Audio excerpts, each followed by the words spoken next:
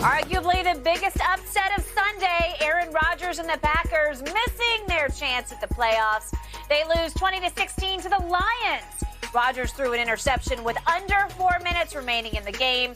The Green Bay defense unable to get the ball back. Detroit runs out the clock.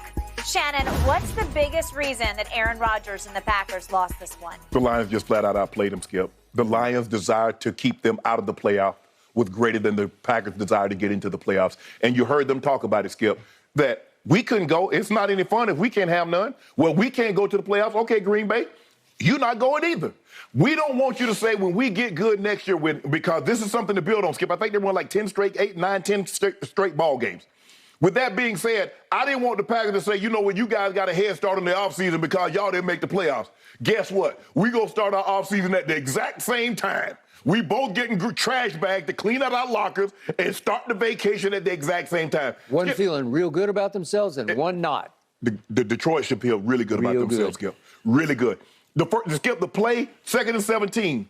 He throws a jailbreak screen to St. Brown, and guess what? He latered it to Swift. It was a great play. Skip, that's playing to win. It was. On fourth down. I hadn't seen that play run that way before. No, I haven't saw that. No. Skip, on 4th down, they could kick a field goal, go up 7. No. Nah, Dan Campbell said, we finna drive a nail in the coffin right now. Good night, Green Bay. It's over. Green Bay made another mistake, Skip. I don't understand what Quay Walker's thinking. Detroit Medical's coming out there trying to get him out the way. You shoved the man? Really? And then you go off the field crying and singing snot like, what happened? Bro, why would you shove a team's medical personnel? What is he going to do? That's what they normally do. They want you to get back so they can tend to the player. You standing around. And then 95 Wyatt walks up behind the medical personnel and bumps him again. He did. Bro, they did enough dumb things to lose this game. But I'm not so sure, even with that, Skip, the way that the Lions would not go away, the way they played, is like, guys, and they do, Skip, why they have to play? They already knew what had happened.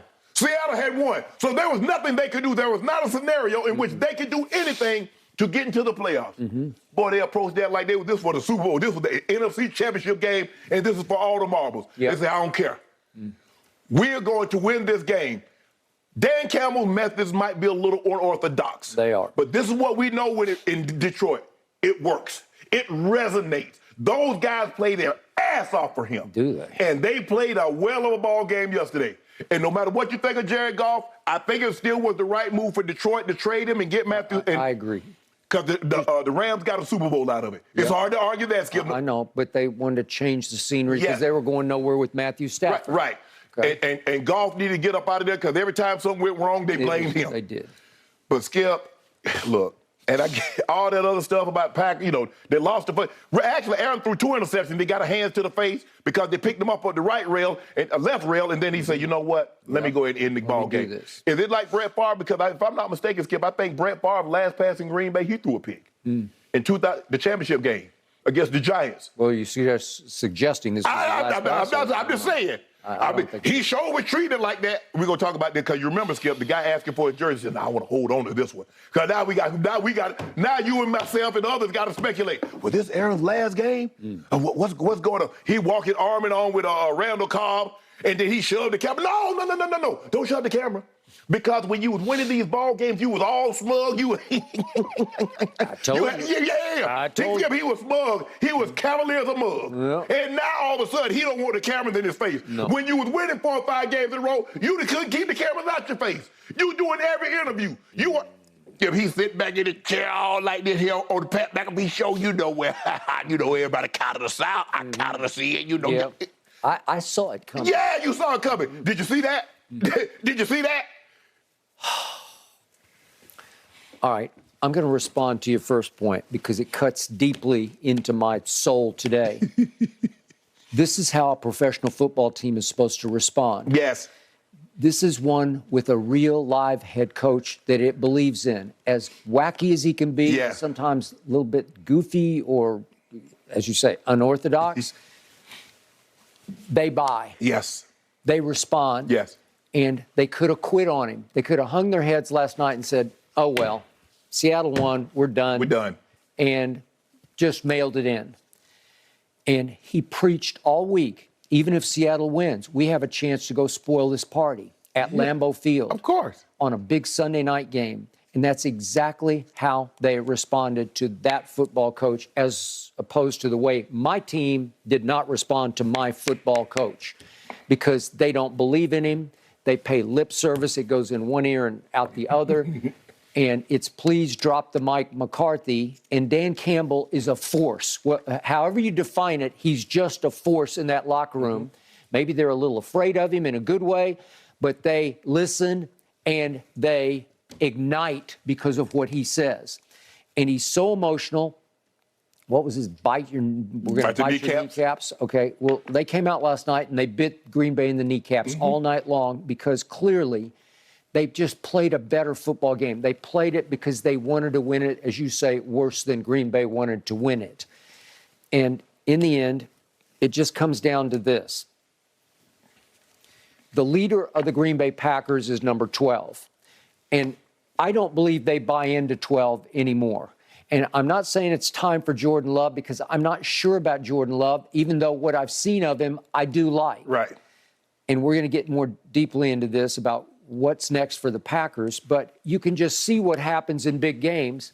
They don't respond to 12, because right away he threw a couple of balls that should have been caught, and he's given it this. And it's such bad body language. It's so shaming of the young receivers around him. Dobbs, obviously Christian Watson. Who's going to look like he's going to be a player. He's going to be a player. He already is a player. He turned into one right before your very eyes. I think Dobbs will turn into one. But the point is, here's the big picture about Aaron Rodgers. He has now lost 3 straight home playoff games. The first 2 with the 1 seed, lost to the Bucs, then lost to the Niners. And then that was basically a playoff game last night. And he lost to a division rival, the up-and-coming Lions.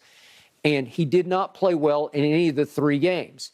And if you step back, you say, can you trust him in big games? Well, I've never thought you could, except he won that 12-year-ago Super Bowl on that magical road run where they won 4 straight games, including that one at Jerry World. That's all he got. Got to 1 Super Bowl and won it.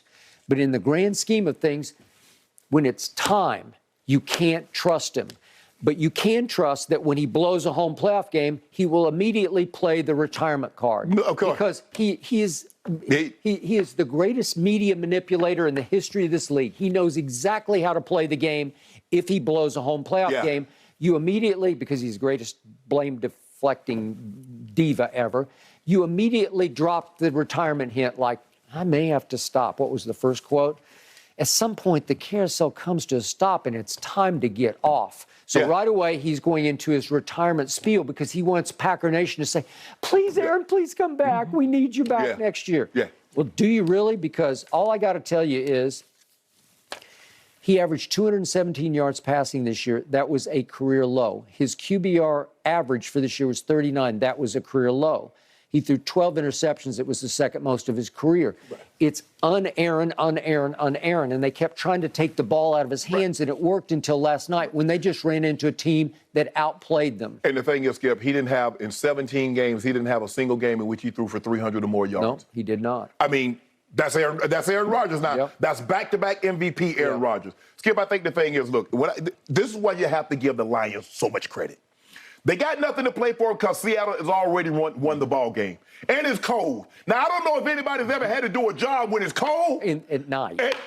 Man, hold on. You mean to tell me we can't make the playoffs and it's cold? Man, let me go and shut this thing down. Miserable. It was miserable. They said, they was like it was in Miami.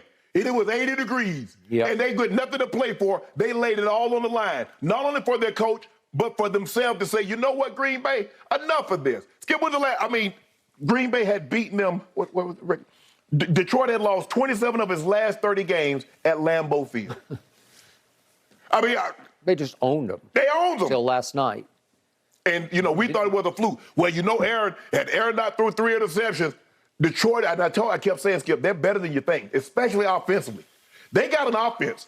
Jared Goff and those receivers, Skip, they can make plays. In that running game with Jamal Williams, they get the ball in goal-to-goal situation. The Cowboys situation notwithstanding, he going to plow the ball into the end zone. He going to get in the end zone. Okay. And they really creative.